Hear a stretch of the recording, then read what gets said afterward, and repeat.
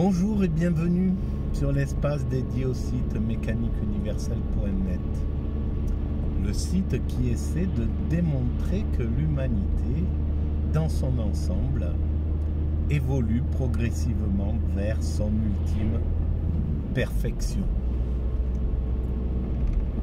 La paix universelle, la fraternité, un fonctionnement universel, total, donc plus de frontières, plus de possessions, tout appartiendra à tout le monde.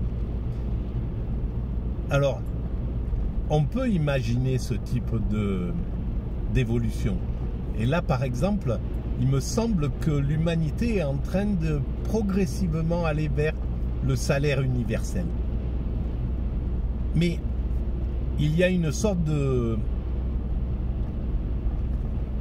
temps d'évolution nécessaire à tous les progrès en somme, et même les progrès moraux, les progrès scientifiques évidemment, etc., les progrès techniques. Par exemple, on sait très bien que dans peut-être 50 ans ou 30 ans ou je ne sais pas combien, ben, au lieu de conduire cette voiture comme je le fais, elle rentrera dans un circuit, j'aurai pas besoin de toucher le volant, quoi que ce soit, tout sera programmé pour qu'il n'y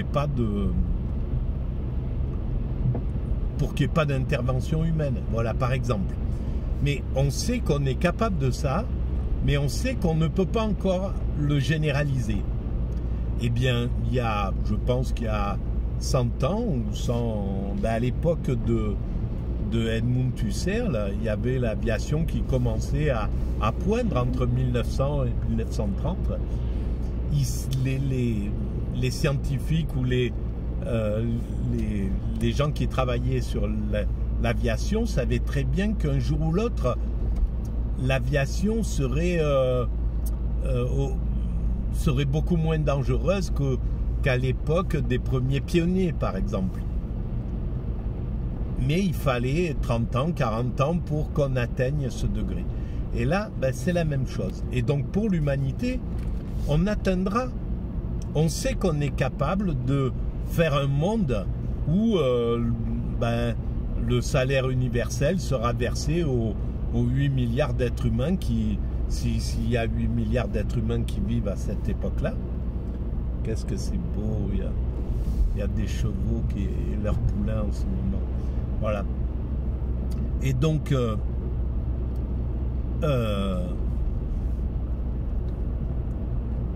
on sait très bien qu'on peut imaginer ce monde où ben, les 8 milliards d'êtres humains auront un salaire universel. Le système aura trouvé la technique pour payer ce salaire universel. Chacun fournira gracieusement un peu de travail pour que l'humanité tourne correctement, et puis pourra s'éduquer, éduquer ses enfants, vivre en harmonie, etc., etc.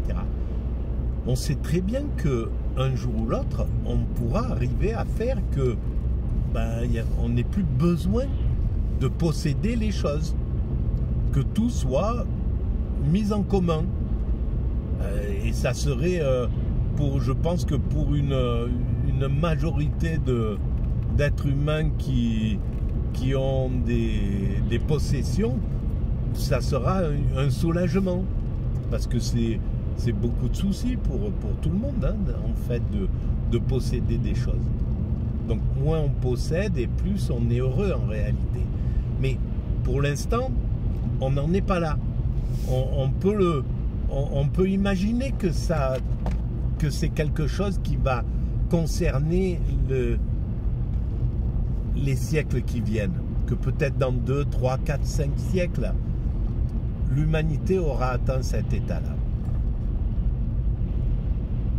On peut imaginer que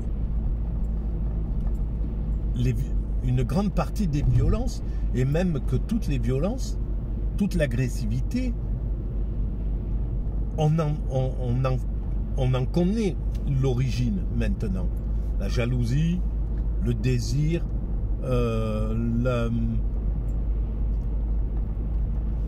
les pulsions négatives. Qu'est-ce que voilà, on peut la folie peut-être, etc. vont faire que un être humain va partir dans un délire violent, la frustration, etc., etc. Bon, on connaît à peu près tous les mécanismes, la maltraitance dans l'enfance, etc., l'humiliation, je ne sais pas, tout un tas de choses. Mais tout ça, on sait qu'on peut complètement le gérer. On peut arriver à faire qu'un enfant, au lieu qu'il... on détecte très vite qu'il est maltraité, qu'il a des carences affectives ou quoi que ce soit, et on compense immédiatement. Ça, c'est... Il n'y a pas de... On sait qu'on est capable de ça.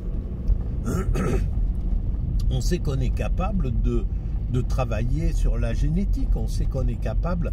On sait qu'on peut arriver à faire que l'être humain ne soit plus un danger pour les autres êtres humains, plus aucun être humain ne soit un danger pour les autres êtres humains. C'est très possible d'arriver à ce degré-là. Il faudra peut-être du temps, mais on sait qu'on en est apte. Donc, cette perfection, elle n'est pas inabordable, en somme. Elle est même très abordable. C'est qu'une question de temps. Et du temps, l'humanité, elle en a en pagaille, en fait. Parce que, qu'on mette 2 siècles, 3 siècles, 4 siècles, 5 siècles, 6 siècles, 10 siècles pour arriver à ça, peu importe. L'humanité, elle n'est pas pressée, en réalité. C'est nous, en tant qu'êtres humains mortels, qui sommes pressés. On a envie de voir se réaliser les progrès, évidemment. C'est quelque chose qui nous concerne, qui concerne l'individu. Donc, on parviendra à cela. Alors, évidemment, on est dans une période extrêmement charnière. Et on sent bien qu'il y a une tension, qu'il y a quelque chose qui se passe, ou de l'inquiétude partout dans le monde, qu'il y a des concrétions, des désirs de garder l'hégémonie, des velléités de partager le pouvoir, des excès. Et on se rend compte que tout ça, finalement, ça amène malgré tout l'humanité vers sa perfection. Parce que, au final, même les excès, même la violence qui peut être engendrée dans certains coins du globe, eh bien, ça donne l'inverse de ce que ça voudrait produire, en fait. Il y a des injustices qui voudraient faire admettre l'injustice, mais au final, on se rend compte que c'est contre-productif. Ça fait une sorte d'effet inverse. Donc, il n'y a pas de solution pour, entre guillemets, le mal de s'imposer définitivement sur la planète. Il peut arriver à neutraliser les désirs de bien, les désirs d'égalité, les désirs de justice, etc. Il peut arriver à le neutraliser. Il peut arriver à thésauriser les médias, à arriver à une sorte d'organisation qui fait que mais ça c'est intuitif, hein, c'est pas des volontés, on va dire, bien froides, bien cadrées. On va prendre le pouvoir, on va imposer une sorte de dictature, on pourra faire ce qu'on veut, etc., etc. Ça marche pas comme ça, c'est juste un désir de ne pas être critiqué, mais c'est valable chez l'individu comme dans une société. Chez l'individu, il peut très bien ne détester qu'on lui tienne tête et donc se montrer autoritaire, finir par devenir un dictateur en puissance, à interdire qu'on pense pas comme lui, etc. Dans son milieu familial. Ben ça et il le fait pas méchamment, il le fait parce que son caractère le pousse à cela. Il supporte pas la contradiction, il supporte pas la contrariété, etc. Et donc il va aller dans ce sens-là. Et ben c'est pareil au niveau d'un système dominant. Un système dominant, le système américain, il veut pas qu'on lui tienne tête. Pour une grande part, hein. On va dire que le système qui décide, le système décideur aux États-Unis n'aime pas aujourd'hui qu'on lui tienne tête, qu'on essaye de l'empêcher de dominer. Et d'ailleurs, quand les dernières paroles de Joe Biden, c'était d'un général, je ne sais plus lequel, bon bref, des paroles que j'ai vu passer, c'est on ne laissera personne, on ne laissera pas les Russes, on ne laissera pas les Palestiniens vaincre, parce que on veut pas que on laissera pas notre hégémonie, quoi, en somme. Ça voulait dire ça. C'est-à-dire que c'est pas méchant en fait dans ce sens-là. C'est l'incapacité de pouvoir partager le pouvoir. Mais cette incapacité, c'est un problème psychologique, tout simplement. C'est par exemple, dans un système colonial, il y a l'incapacité de pouvoir penser, partager le pouvoir avec le colonisé, dans la plupart des cas. Alors, c'est arrivé qu'un système puisse changer, et ça a été le cas en Afrique du Sud. Le système a pu, mais parce qu'on lui avait vraiment mis la pression, il a réussi à dire, bon, on va partager, et il a réussi. Alors oui, c'est clair que très certainement, maintenant, les Blancs là-bas ont quelques soucis, peut-être, subissent quelques violences, ou je ne sais pas exactement comment ça se passe. Mais en tout cas, ils ont réussi à... il s'est trompé de route, lui. Il s'est mis dans un sens.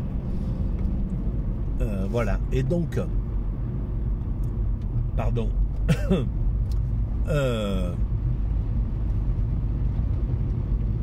Ils ont cette incapacité, c'est une incapacité à pouvoir penser en termes d'égalité avec l'autre, de penser que l'autre peut être son égal. Mais quand parce que ça change tout d'un seul coup. Ça peut plus être le larbin, ça peut plus être celui qu'on abuse, ça peut plus être celui sur lequel on va exprimer tout son mal de vivre, parce qu'en réalité, la plupart du temps, celui qu'on maltraite, c'est juste parce que on a mal quelque part, on se sent mal et on a besoin d'un bouc émissaire. Hein. C'est aussi simple que ça. Pendant des millénaires, les Juifs ont été les boucs émissaires. Les Tziganes ont été les boucs émissaires. Les handicapés ont été des boucs émissaires. Les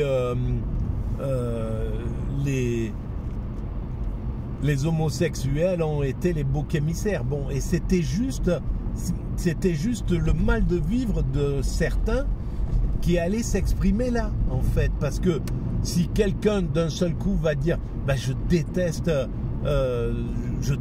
les Juifs, je déteste les Tziganes, je déteste, cette haine qui est là, en fait elle vient de rien, parce que ça peut pas, c'est sans raison en réalité.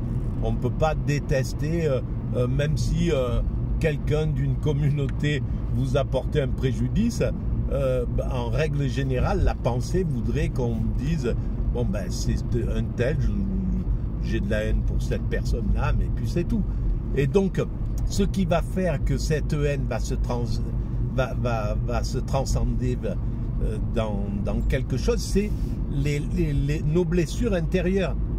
En fait, c'est le mal-être intérieur qui fait que c'est comme ça. C'est nos propres pathologies en somme. Et ça, c'est en train de s'exprimer comme ça. Mais et tant mieux que ça s'exprime, parce qu'on peut travailler dessus. Quand ça s'exprime pas, on peut rien dire. C'est ça le problème.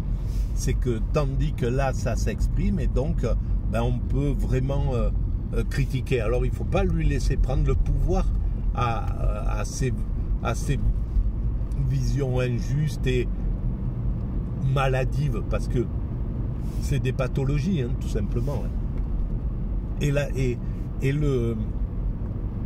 ce qui se passe en Israël, c'est une pathologie qui fait que on ne peut pas sortir de l'injustice, que c'est l'injustice qui s'impose plutôt que la justice.